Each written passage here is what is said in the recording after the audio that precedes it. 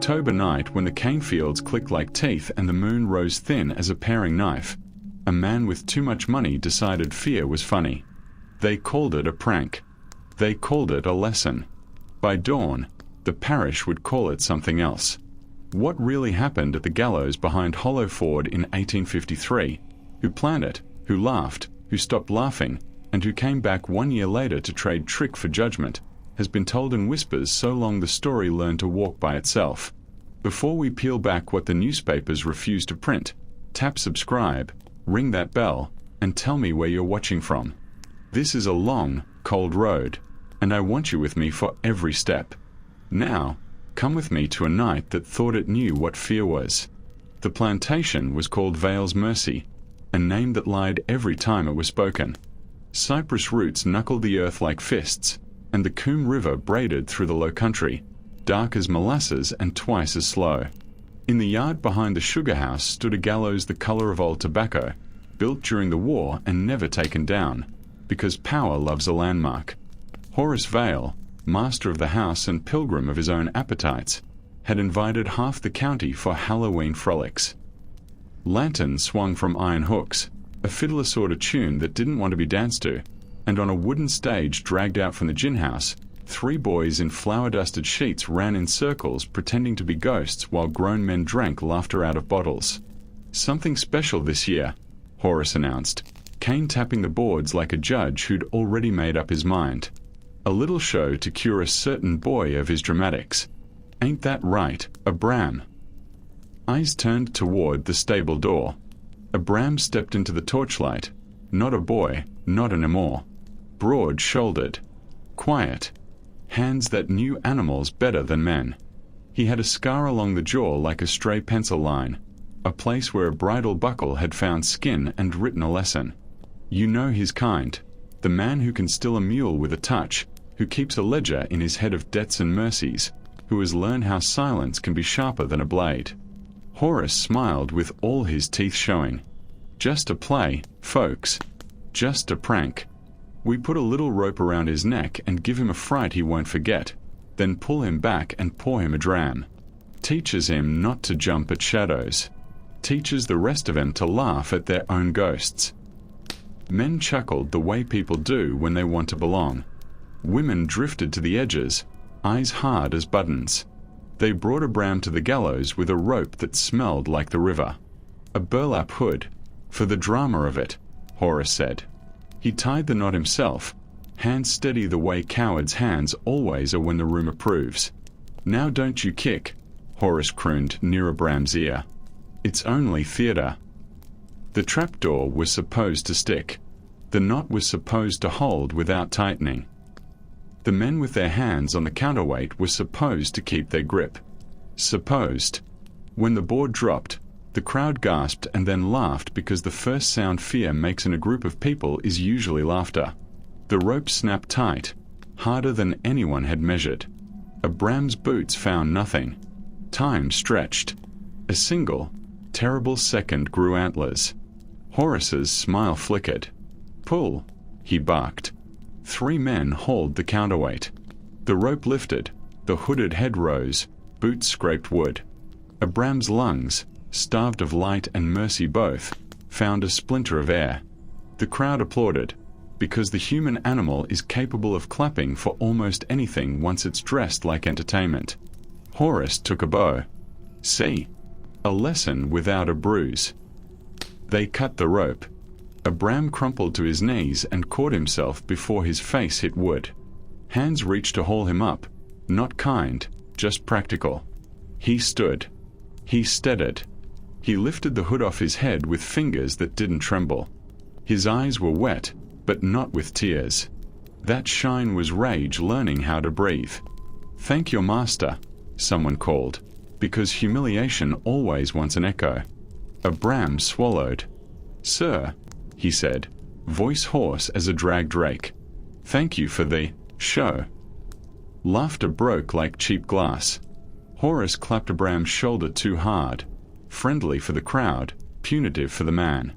Next time you think something in the dark is reaching for you, you remember tonight and laugh back. You hear? I will, Abram said. He looked at the gallows the way a carpenter looks at a lie in a board, measuring, patient. He looked at the rope, at the trapdoor hinge, at the counterweight pulley where grease congealed like old decisions. He noticed the buckets of pine pitch stacked behind the stage, the foxfire moss glowing faint under the woodpile, the way the breeze carried voices along the fence line in one direction but not the other. He noticed who laughed loudly and who didn't laugh at all. He noticed a little brass key on Horace's watch chain, too delicate for a door, just right for a lockbox in the main house desk where the ledger slept. He noticed everything. That's how justice is born, not out of a single rage, but out of 1,000 observations placed carefully side by side until they make a map. When the guests were drunk enough to mistake night for permission, a bram slipped from the yard like a shadow that had somewhere better to be. In the stable, Mercy, the mare he gentled from a cyclone, lifted her head and nickered like she'd been keeping a secret for him and was tired of the weight of it. He pressed his forehead to hers and the world steadied into something he could grip. Not tonight, he whispered into her manner. But soon. He walked the fence line, fingers brushing the rails the way a man touches a memory. At the back pasture where the river took a lazy elbow, he knelt and dipped a rag into foxfire, a slow green light that moves like a rumour. He rubbed it into a small scrap of cotton, then tied that scrap under the gallows step where only someone who knew where to look would find it. He measured the boards with his hands, counting beats like a soldier marking time to a drum barely audible. He found the creak in the hinge, the play in the pin, the splinter that would give under a boot heel. These were notes in a song he would one day ask the wood to sing. Back in the big house, laughter boiled. Horace told the prank again to men who'd just seen it, because cruelty loves second helpings. You should have seen his face under that hood, he said, not knowing the hood had slipped at the edge and a bram had seen too, seen the master's eyes, bright as coins in a well, and watched them blink when the knot took longer to let go than planned. A bram waited in the hall while a footman fetched a crate from the study, the place with the little brass key. He caught a glimpse in the half-open door, a ledger bound in calfskin, the color of old blood, corners burnished by fingers that had written numbers that never included the word person. On the desk sat a wooden box with a lock shaped like a leaf. Horace opened it to draw out a packet of banknotes for wagers made that night on whether a buck would cry. The room smelled like cigar ash and ink and something else. Fear, thin as thread, invisible unless you knew how to sew with it. Run along now. Horace tossed over his shoulder without looking. Stablemaster wants the mare rubbed. Halloween or no, animals don't wait for saints. Yes, sir. A bram's voice could have been a prayer or a promise. Sometimes they are the same thing said at different volumes. Midnight bled toward morning. Guests stumbled to carriages. The fiddler's bow hung limp as a tired tongue. The gallows stood where it always stood, pretending to be part of the landscape. In the cane, owls stitched the sky with thread only the dead could read. 3 things happened while the county slept. First, a bram cut the severed rope end into equal lengths and tucked them under floorboards in the smokehouse, the loft, and beside Mercy's stall, strings of a future instrument only he planned to play. Second, he slipped a willow twig into the trapdoor hinge, a shim so slight you wouldn't see it until it taught you the difference between almost safe and not even close. Third, he walked to the potter's field beyond the cypress and stood among the stones that never wore names. He took off his hat. He said 12 names out loud that the ledger had written in numbers. Saying them stole nothing from the dead. It gave something back to the living. When Horace Vale finally slept, he snored like a man who believes the future has already chosen him. In the stable, Mercy dreamed of running until the earth remembered what hooves were for. And in a road that cut the parish like a scar, a rumour started to move faster than any horse. Did you hear? Horace hanged his own man for a joke. The rumour didn't care which words were precise. Rumours rarely do. But it cared about destination. It knew where it was going. 1 year into the future, to another Halloween night, to the same gallows, to a crowd that would learn what a prank looks like when justice is the one telling it. Morning wore last night's laughter like a bruise. The gallows stood quiet, but the board still remembered a man's weight. Abram walked the yard with a currycomb in one hand and a plan in the other. He said nothing to nobody. Silence travels farther than gossip when you pack it right. He started with small things. The wedge in the hinge, shaved thinner. The counterweight rope, reversed and rewrapped so the coil would catch the wrong way once, the right way twice. A nail under the platform, not proud enough to cut, just enough to teach a boot to hesitate. These were not tricks. They were sentences he was writing into wood. In the kitchen, Leah worked the morning pots like a drummer keeps time. She watched Abram the way people watch a storm choose its direction. "You bray thin?" she asked without looking up. "Enough," he said. She slid a small paper twist across the table, ashes ground with salt. "For the breath that got stole. You wet your finger and touch your throat with it, when it tries to close again." He tucked the paper into his pocket. "You want out when it comes." Leah stirred, stared into the steam. "My boy's feet too small to run all that way. You make the night come down on him kind. I'll move when you say move." At the far fence, Elder Cato strung wire on cedar posts. People called him Elder because he had a way of making the air listen. "You markin' time?" he asked when Abram came near. "A year," Abram said. "Then you got 2 clocks," Cato told him. "The one in your chest, and the one in theirs. Break theirs first." Abram learned to walk the yard like it didn't belong to him, while memorizing every inch of it. He timed the overseer's tobacco breaks, the bell between the gin house and the smokehouse, the way Horace's dog slept in patches of sun like spilled whiskey. He practiced with Mercy at dusk, stop-start, until the mare could put all 4 hooves on a board the width of a palm and stand there smiling about it. At night he went to the potter's field and said names again. He added 2 more, men from another place, shipped in with fresh scars and old eyes. He wrapped a length of the prank rope around his wrist and slept like that. When the fibers bit his skin, he dreamed of a bell that only rung once. On the 3rd Sunday, Aunt Essie came down from a cypress bend with a basket and a stare. She was not kin to anyone you could trace, but the river listened when she spoke. "You can't walk straight into a man like Horace," she told Abram, kneeling to pull mushrooms from earth soft as bread. "He got too many hands holding him up. You make him step to the side on his own." "How?" She held up a mushroom, white as regret. "Light. Voices where there ain't no mouth. Things ain't heavy till you remind a man what weight is." She showed him foxfire in a cracked jar, taught him which moss sings and which lies, mixed pitch with a whisper and a pinch of flour so it would flare and then sit quiet as if nothing happened. She taught him to make a voice travel. "You speak here." She tapped a copper tube she'd salvaged from a busted still. "It come out way over yonder. Sound is a string if you pull it right." Abram pulled that string until it hummed in his hands. In the loft, he rigged mirrors from polished tin and glass the color of smoke. He hung them where the rafters stole light and returned it wrong. He rubbed Mercy's menere with a wash that made pale glow seem like breath. He fixed a scrap of cotton under the gallows step that winked green after dark like an eye that didn't need a lid. Horace saw none of this. Men like him look at the world the way drunks look at a mirror, quick and only to confirm a predecided truth. On a hot Thursday, Abram bent a cheap spoon until it pointed at a locked drawer.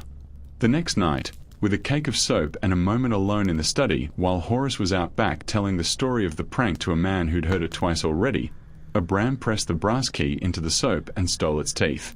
He took that imprint to Caleb Rivers, a blacksmith indentured to a different kind of lithe 3 miles upriver. Caleb turned the soap in his hand and looked at Abram in a way that said, "Say less."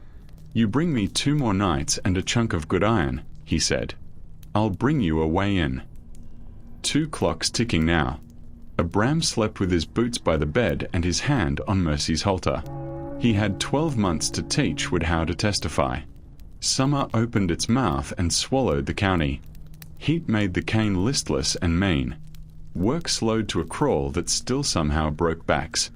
Horace replaced the overseer who had a limp and a conscience with a man named Baron, who wore his hat like a crown and his whip like punctuation.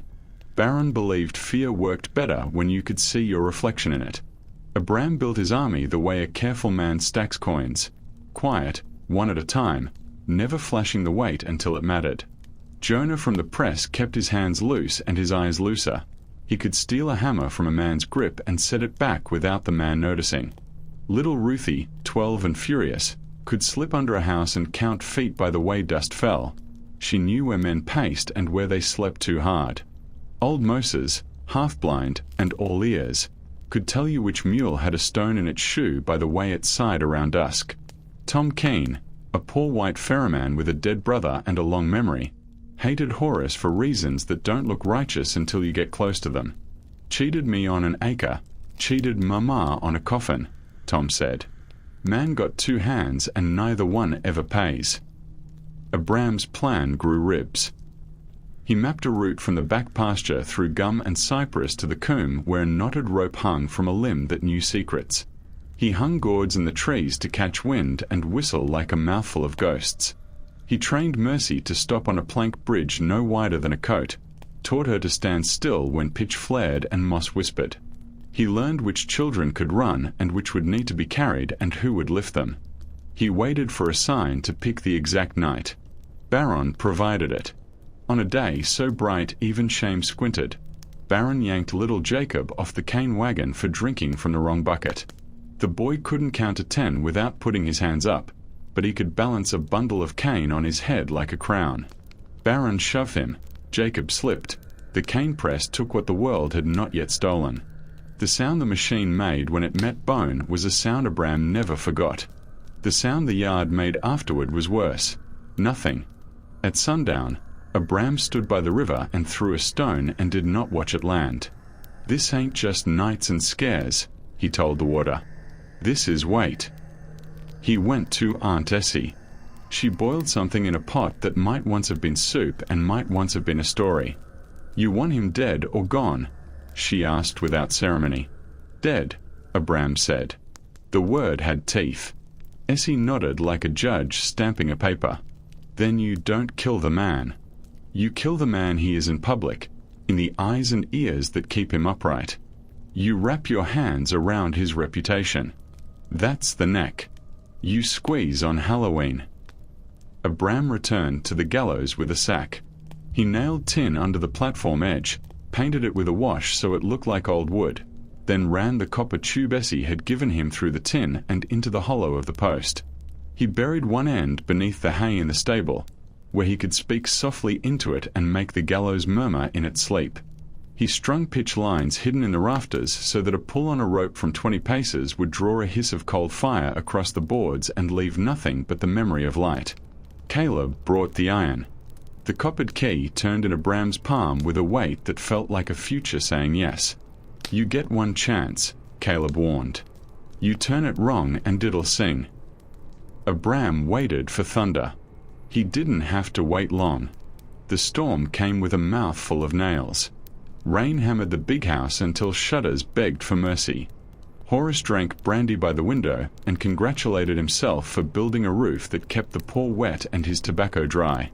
Somewhere in the yard a mule prayed the way animals do, by refusing to move until God moves first. Abram walked into the study like he'd been sent. Baron was on the porch arguing with a man whose hat wanted to be a sheriff's. Leah kept the kitchen noisy. Noise is a cloak if you know how to sew with it. The iron key slid into the brass like a promise. The lock swallowed and sighed. Abram eased the drawer open and found the ledger, fat with other people's lives. Under it, a velvet pouch of small things that mattered, notes, promises, a folded letter sealed with wax bearing a symbol of crossed wheat and a scythe, old poison from other men. He did not touch the seal. Some sins burn through paper. The bottom of the drawer held a little brass whistle. Abram lifted it, weighed it, put it back. He took what he needed, 2 blank bond forms, Horace's signature stolen in graphite through the top sheet, and the little book where Horace recorded bets and debts, names of men who would hide his crimes so long as he fed their habits. He copied the book fast, fingers black with pencil, then slid it all home and turned the key back to sleep. As he stepped away, thunder made the floorboards jump. The copper tube in the gallows hummed, a low animal sound. Abram smiled without showing teeth. In the hall, a portrait watched him pass. A veil from 2 wars ago stared like a man trying to identify a smell. Abram tipped his hat to the dead man and kept walking. He didn't run. He never ran inside a house that wasn't his. Running says you want something too much. In the stable, he spoke into the hay. "You hear me?" The gallows post answered, a breath, then a word stretched thin as wire. "Almost." Abram grinned. Voice is a string. Halloween would be a loom. He spread the word the way water finds cracks. "If you got a thing you can't carry one more day," he told Jonah, "have it ready by All Hallows. If you got a place you refuse to go back to, look down at your feet and memorize how they look. They're gonna be somewhere new soon." Tom Keene heard his part through a different mouth. Abram left a pouch by Tom's ferry pole, 3 coins, a rough map of the backwater, and a note with 4 words, "You'll see him fall." Tom laughed out loud and then stifled it like a man who just remembered laughter can be a noise that draws knives. Baron smelled something. Cruel men have good noses for their own extinction. He doubled the patrols. He took a switch to Ruthie for walking with eyes up. He told Horace he wanted chains on Halloween in case the spooks get uppity. Horace smiled and agreed. "We'll make a bigger show this year," he said. "People like a tradition." Abram cut 2 more wedges for the hinge, wrapped them in oiled cloth, and tucked them under a loose brick. He slept with Mercy's head over his shoulder. The mare's breath was warm as bread. He dreamed of a board that knew how to choose. Autumn-edged in wearing summer's jacket. The cane sweetened. The river lowered its voice. Horace sent invitations. All Hallows Frolic and Test of Nerve, they read, with a flourish that made the letters look drunk. Men who cheated at cards and sermons alike put on their good coats. Women who knew better set their mouths and went anyway, because absence arranges its own rumors. Abram walked the lines, tightening the knots in his people. He taught Jonah how to lift the pitch rope without waking the rafters. He taught Leah how to tip the lantern to make light bow and not spill. He put a whistle in Ruthie's hand and told her, 3 short when the road is clear, 1 long when the road is wrong. If your breath runs out, stomp once. Somebody will hear. He brought Elder Cato to the gallows at dusk. Cato put his hand on the post and closed his eyes. "Tool," he said finally, "not temple. No more prayers to this thing. You hear me?" He thumped the wood with his knuckles. "Tool." Aunt Essie wrapped Abram's throat in a scarf she'd boiled in pine and sage. "You speak through this and their ears will lean in whether they want to or not," she said. "You take it off when it's done. That kind of speaking costs." "Everything costs," Abram said. She smiled without humor. "Now you sound like a man." On a chill morning, Abram found a small box on his cot. Inside lay the brass whistle from Horace's drawer, now tuned by Essie's file so it sang a note that made dogs raise their heads and men rub their arms. There was a scrap of paper. "Blow once when you want the dead to lean closer." He tucked it into his shirt. Baron tried to bait him. "You ready for Friday?" he asked on the Wednesday before Halloween. "Same show as last year. Maybe fewer mistakes this time." Abram straightened from the mule collar he'd been oiling. "What mistakes?" Baron blinked. "Boy," he stopped. Something in Abram's face was a mirror he didn't care for. "You be at the yard at dusk."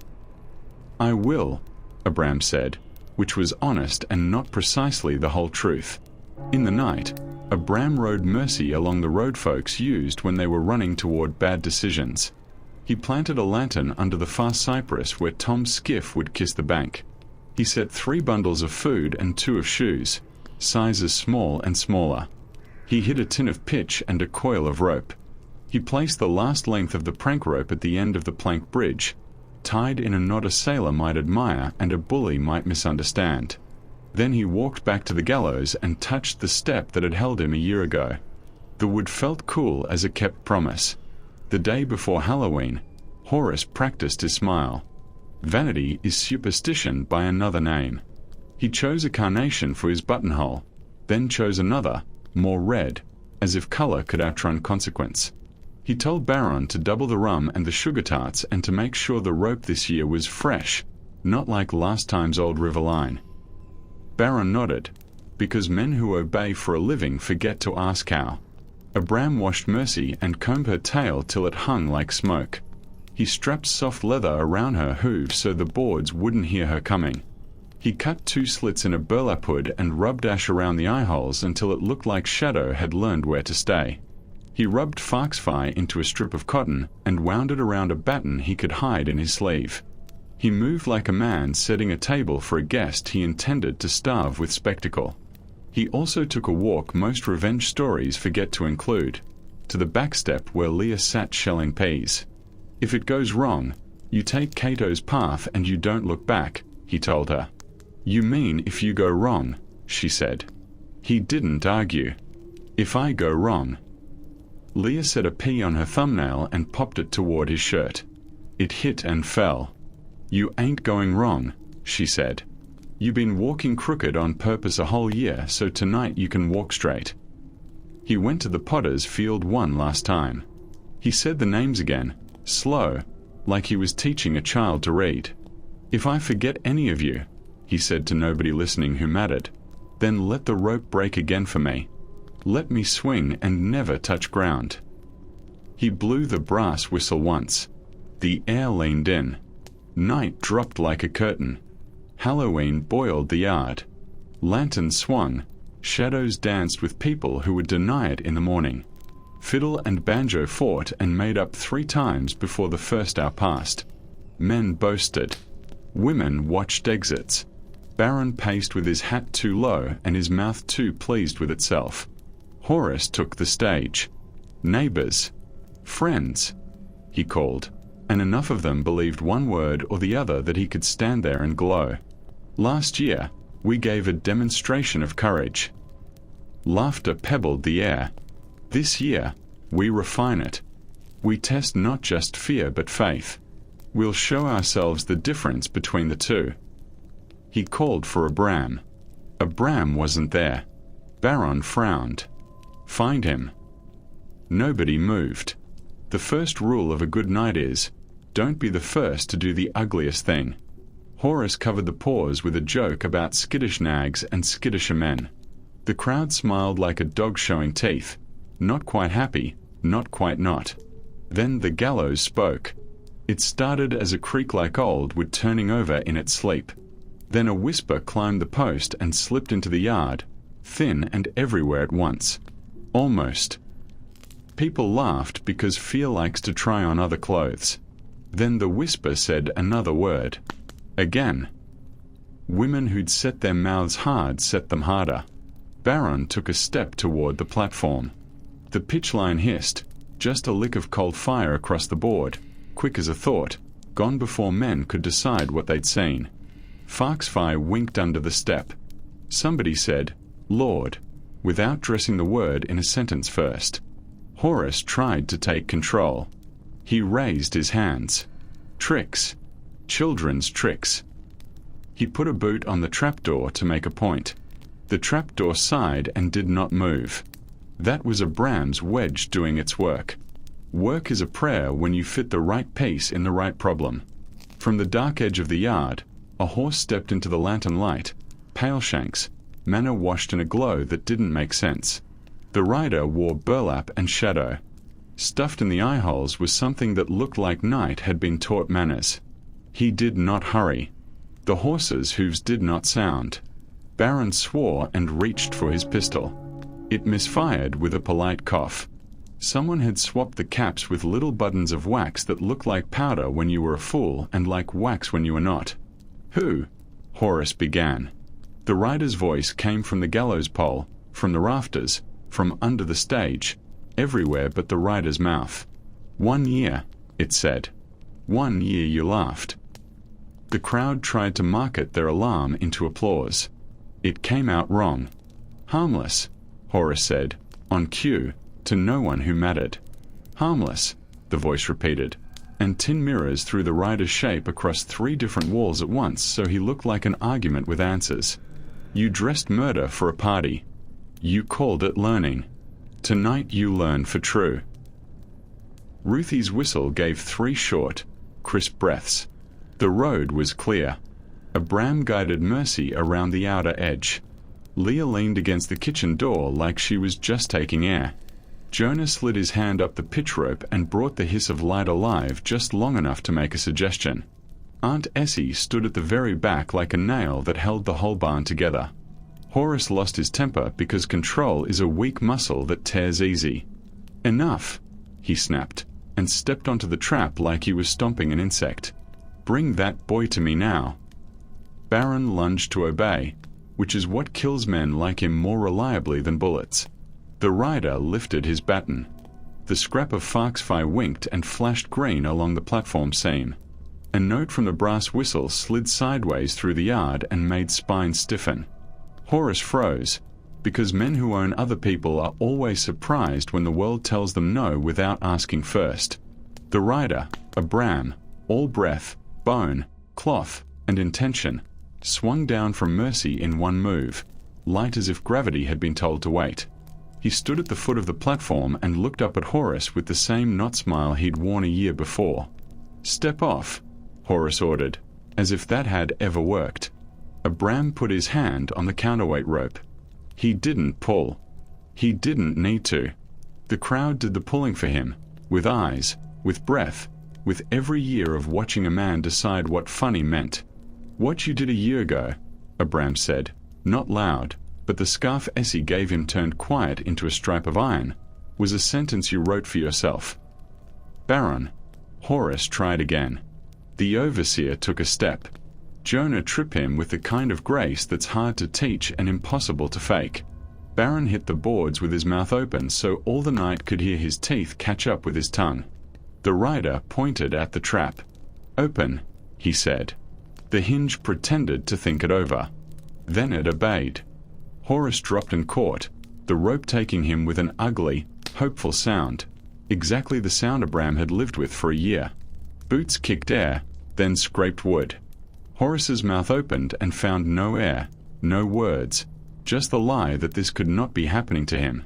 Hands reached for the counterweight, but Abram was already there, palm easy on the rope like a man holding a horse that might spook. Pull, Horace gargled, not so brave now. Abram did. He gave back exactly what had been given, the lift that wasn't kindness, the breath that was only loaned, the lesson no one asked for. The crowd surged and then remembered it was attached to itself. Some shouted stop, because they knew how stories work and wanted this one to end before it picked a side. Others shouted nothing, because sometimes silence is a vote. Abram steadied the rope. He did not shake. It would have been easy to let Fury do the talking. Fury has bad grammar. He wanted this moment to be a transcript. You put a rope on me, he said to Horace, to Baron, to the county, to the ledger behind the locked drawer, to the portrait in the hall, to the potter's field. You set the floor to drop. You called it a joke. You told me to laugh. Please, Horace managed, that small sad word that cowards think is a key. Abram leaned close enough for only the bad men to hear. Did my dead say please to you? He asked. Did Jacob? Did any of the names you wrote as numbers? Horace's eyes rolled the way men's eyes roll when they look for God in a room where God has already chosen a seat and it isn't near them. The rider lifted his baton. The foxfire winked under the step one last time. You want your joke to finish. Abram asked the crowd. You want the lesson to end where it started. He did not wait for them to decide. He had spent a year granting men their indecision. That was paid up. He opened his hand on the rope. Gravity did its old work. The sound the night made then was not cheering and not mourning. It was a door closing. When it was done, Abram pulled the counterweight slow, so slow it sounded like forgiveness even though it wasn't. He untied the knot. He lowered the body to the board. Baron charged with a knife and met Elder Cato's cane instead. Baron went down again, this time with less theatre and more honesty. Tom Keen stepped from the edge of the crowd and spat at the boards. "That's for the acre," he said, and did not look sorry about it. Aunt Essie looked at Abram the way a woman looks at a man who has lifted a barrel that should have crushed him. "You done?" she asked. "Almost," he said. The almost was for the book. Abram walked into the house through a door that was no longer guarded by a name. Leah met him halfway with a lantern. 2 minutes, she said. Then we're wind. The iron key turned like it knew what it had always been for. Abram took the ledger and the little book of bets and the sealed letter with the crossed wheat and scythe. He did not open the letter. He tucked it in his shirt where it lay hot as a secret. He lit a candle, held it to the corner of the ledger, and watched the fire think. Then he blew it out. Not yet. Some fires need witnesses. He carried the books to the yard and put them on the gallows step. "Neighbors," he said, voice steady through the scarf. "You been cheated, too. We ain't the only ones kept down to make a man taller. You been paid in bent scales and crooked weights." He tossed the smaller book at Tom Keen's feet. "There's your proof." Tom flipped it open, jabbed a finger at a line, and laughed once, mean. He had me down twice on the same day. He held the book up. He'd been laughing at all of us. The sound the crowd made now had teeth facing a different direction. Baron saw where it was going and ran for his horse. Jonah's trip rope made him shake hands with the dirt again. Baron stayed there, mouth open, reconsidering ideas like destiny and employment. Abram put the ledger back on the step. He struck a match with his thumbnail and held it to the corner. Fire climbed slow, then quick. Paper makes a lovely meal when it's full of arithmetic. Leah took Ruthie's hand. Cato whistled 2 notes that sounded like wind finding a bottle. Jonah lifted the pitch rope one last time so light could bend and hide them as they moved. Aunt Essie stood still and watched the county's shame turn into smoke. The body on the boards was a problem they solved by pretending they didn't have to. Men who'd laughed earlier now found themselves solemn and useful, which is a thing men like to be when it doesn't cost them much. They lifted, they carried, they took Horus where men like him go when they are light enough to bear. "Where's the boy?" somebody asked. "Too late to be dangerous." "Gone," Leah said, because sometimes a lie is just the truth that hasn't learned its manners. The yard broke like ice and flowed. Some folks went home because their part of the story was over and the bed was warm. Some stayed because they wanted to tell it right later. A few stood with their hats in their hands and stared at a piece of wood that had just learned a new use. Baron crawled to the fence and stood up slow. He looked at Abram like a dog looks at a train, angry without a plan. He swallowed words and found none worth the risk. "Don't," Abram told him. Baron didn't. Abram swung onto Mercy. The mare's ears flicked like she was listening to the river. Ruthie's whistle trilled 3 short times. The road was clear. Elder Cato tapped his cane on the dirt, a sound like a stamp you put on a deed when it finally says what it should. They left the yard by the long way, not running, not creeping, just moving like men who had done something that had required every second of a year and were finally tired honest. The gourds in the trees sang a little for them. The plank bridge did not move under Mercy's careful feet. At the Cypress Bend, Tom Keen's skiff nudged the bank like a dog asking to be led inside. Leah lifted her boy into the boat. He was awake and quiet, the way smart children are when the world decides to turn. Jonah stepped in behind them. Ruthie took the rope and pretended she was just playing a game.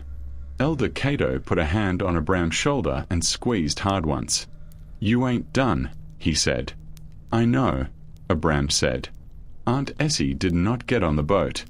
"Somebody got to stay and teach with new languages," she said. "Somebody got to tell the next rope what it's for."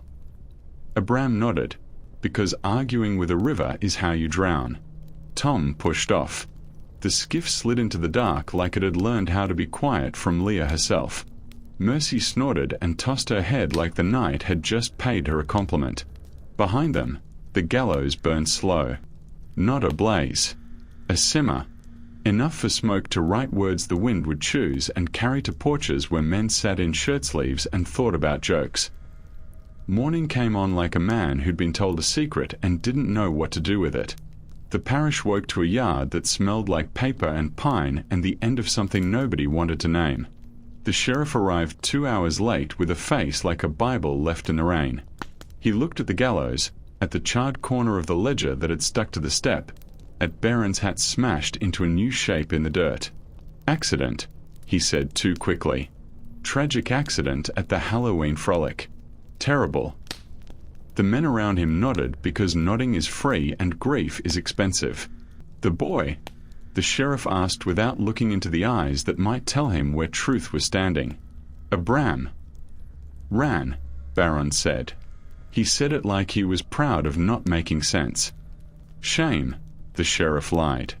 He touched the burned wood with 2 fingers and then wiped them on his coat. Word traveled the other way too. Poor farmers learned they'd been cheated twice in a week, once across a scale and once out of an explanation. They turned their anger on the safest available target, the man not there to stop them. They walked to Horace's gin house and helped themselves to a fair tax. A wheelbarrow is a sermon when it's pointed in the right direction. At the bend, Abram's skiff slid onto mud like it was born meaning to. Leah stepped out and kissed ground. Jonah breathed like a man who'd been talking soft for a year and was finally allowed an opinion. Ruthie made a sound that was half laugh, half sob. Cato said nothing, which meant everything. Across the Blackwater, a cabin door opened. A woman with a blue rag on her head nodded once, then stepped aside. She had food and a place to sit and a map the color of a bruise. "You got a day," she said. "Maybe 2. After that, the dogs remember your name." Abram fed Mercy and rubbed her neck until she leaned her whole weight on him like a friend who'd been brave too long. He took the sealed letter from his shirt and turned it in his hands. Crossed wheat. Scythe. He thought of fires he hadn't lit and rooms he hadn't entered and men who did their killing in clean clothes. "You gonna open that?" Leah asked. "Not yet," he said. "Some doors you walk through before you know what's on the other side. This one? We'll knock a while longer." By the second night, hunters moved like rumors through the cane. They weren't the sheriff's men. They wore plain coats on purpose. They traveled in 2s, then in 3s. They weren't looking for the ledger. They were looking for the man who'd made the ledger blush. Abram turned the people over to people who knew how to move the river like a blanket. He kept Mercy with him and doubled back alone, because a story isn't a story's end just because a body stops swinging. He had the overseer's attention and men with money behind them. That meant the days ahead would cost. On an old plank road where wheels had written the same complaint for 20 years, Abram found Barron. The overseer rode with his hat down and his heart up in his throat, because cowardice is a condition you can hear. He had 2 men with him and the stupid certainty that numbers are luck. Abram stepped into the road and lifted his hand. Mercy planted all 4 feet and breathed like a bellows learning to sing. The men checked reins because horses, smarter than most plans, had already decided. Barron reached for his pistol. Abram lifted the brass whistle and blew one clean note. Dog high, man low, the kind of query the woods answer before people do. The horses danced. The men swore. Barron fired into the ground, which is where his shots had always belonged. "Go on," Abram told the 2. "Ain't you got homes where your children can forget who you work for?" They left. Cowardice is contagious, but so is common sense. Barron stayed. He had business he needed to pretend was dignity. "You think you done something," he said, and spat. The spit hit his own boot. Abram watched him. "I finished what you started." Barron laughed like a fence creaking. "That man fed you." "That man fed on me," Abram said. They moved wrong at the same time, Baron toward his second pistol, Abram toward the thing that had always made sense to him, a rope. He threw a loop and pulled Baron's gun hand down so fast the man bit his tongue. Mercy shouldered in. They went down in a tangle of hat, arm, and pride. Abram didn't kill him. He took his boots and left him on the road where every wagon would know what kind of man he was. At the Cypress Bend, Aunt Essie met Abram with a look that took in the blood on his sleeve and the bone tired under his eyes. "You done enough to sleep," she said. "I ain't sleeping yet." She tilted her head. "Then say what you want from the dead." Abram looked past her at the river and past the river at a thing without edges. "I want this to be the last rope this parish sees for a while." Essie smiled, small. "That ain't on you alone. But you pulled one nail out the sky. Sometimes that's enough to let a little light in." Years go on even after a night like that. They pretend they don't know what happened. They plant. They harvest. They laugh wrong at other jokes. But a thing in the ground remembers. The gallows came down before winter was honest. The post left a ring where grass fewer shades grew. People told it 100 ways. In one version, a ghost rode out of the coombe with foxfire for eyes and weighed a man's soul against an old rope. In another, the gallows decided it had had enough and opened on its own for the first and last time. In the version that mothers told children who asked why some folks didn't come around no more, the story went like this. Sometimes a prank is a practice for the truth, and sometimes the truth shows up dressed for the party you threw and asks for the dance you owe it. Leah raised her boy someplace where the river said yes more often than no. Elder Cato taught 3 more men how to make wood behave. Ruthie outgrew her whistle and learned to use a voice. Jonah found a town where muscle and temper were both wages, and he spent both fairly. Aunt Essie stayed where she had always been, at the bend, teaching light to curve when it needed to. Abram moved like a man getting smaller in a tale on purpose. He carried with him a sealed letter he didn't open and a whistle he didn't blow. He slept in barns where the rafters had nothing to be ashamed of. He rode Mercy till the mare's muzzle went grey and the world forgot how fast she'd once been. He said names in places that were not Potter's Fields but would have been if somebody hadn't bothered. And every Halloween, in one parish or another, a gallows creaked in its sleep and somebody woke up sweating, sure they heard a voice say, "Almost," and then, again. Not because a ghost hunted them. Because memory does not forget the lay of a rope once it has learned it. What is known in the county where Vale's Mercy used to lie is this. One October, a man put a rope on another man for sport. The October after, that rope found a straighter neck. The sheriff called it an accident. The stonemason charged full price. The ledger that might have settled some scores burned slow enough for men to read a few lines out loud and adjust what they charged other men in future. The gallows would found new work, benches in a church that didn't ask too many questions, a table where bread got cut, a cradle that held a child who grew up to say, "No, fast." Before we close this long road, I want to ask you, do you believe justice always looks like this, loud, public, final, or do you think the quieter kinds count more? Do you think a prank can be a prophecy? Have you heard a version of this where the rider wore a different face in a different parish? Tell me in the comments. I read them. I carry the good ones with me. If this tale kept you, share it with someone who knows that history has sharp corners we are not supposed to touch. Subscribe to Tales Never Told. Hit that bell so you don't miss the next midnight we walk together. And if you've got a story your grandmama whispered that the papers never dared to print, bring it here. These voices matter. These nights remember. And somewhere, Wood is still learning a new language. I'll see you in the next one.